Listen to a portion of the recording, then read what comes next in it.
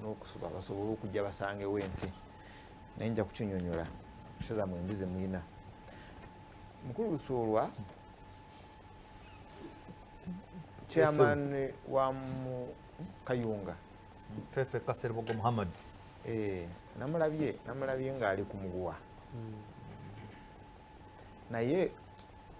wetegereze nnyo emiguwa egyo first and foremost batta brother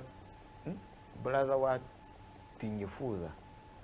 bamusuula omulambo gwali mu mazzi babitegeera nagamba omuntu bwagwa mu mazzi n'afa ng'amazzi ge gamusse amazzi gabeera mu mabugwe water enters the lungs naye bw'omutugira wabweru n'omusuula mu mazzi amazzi tegayingira mu lungs kata ako kabeerabira nakalabako ne ku baana ku mazzi age abafiira ku biici sijjukira mwaka naye emirambo yafulootingawo mingi obujjukira emirambo egittiddwa amazzi ng'efudde amazzi if they have drowned si bwebeera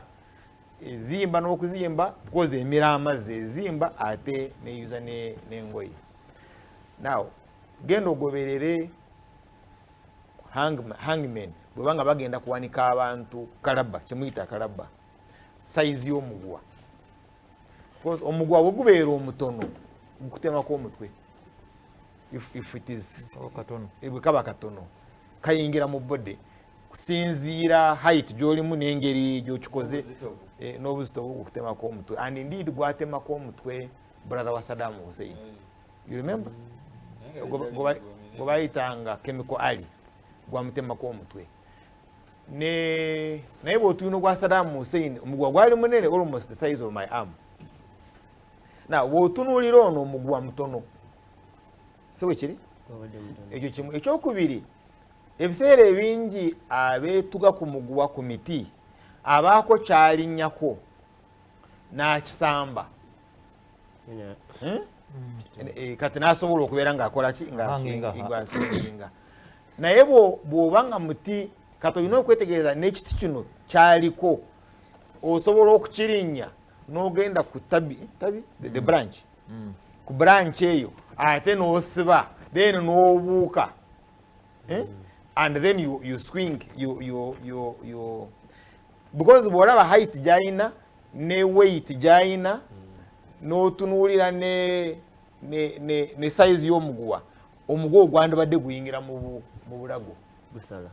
gwandibadde gumusala atalise ne guyingira mu bulago oba ne gumusalirako ddala but then finally batono nnyo abeetuga nga amaze okugira notasanga ng'alwana kugwejjako ng'engalo ziriwa n'abadde alwana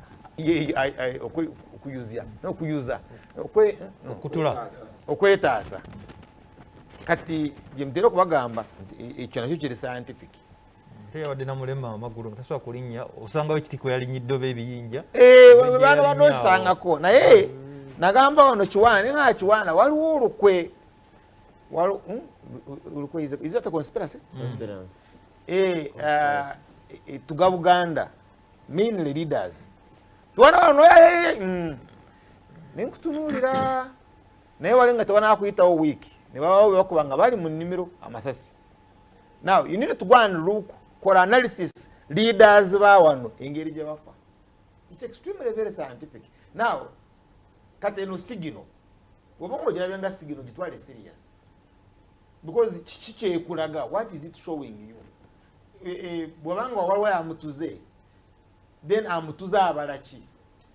because if you have already killed him na bwetukonfaminga nti yamuse kati wabanga maze ate okumutta then that effort otwale owanike ogire obazaki ate nga omundaze n'okumunda engeri gya style enakani history ye si abadde controversial anyway kati katukirekerawo ekirala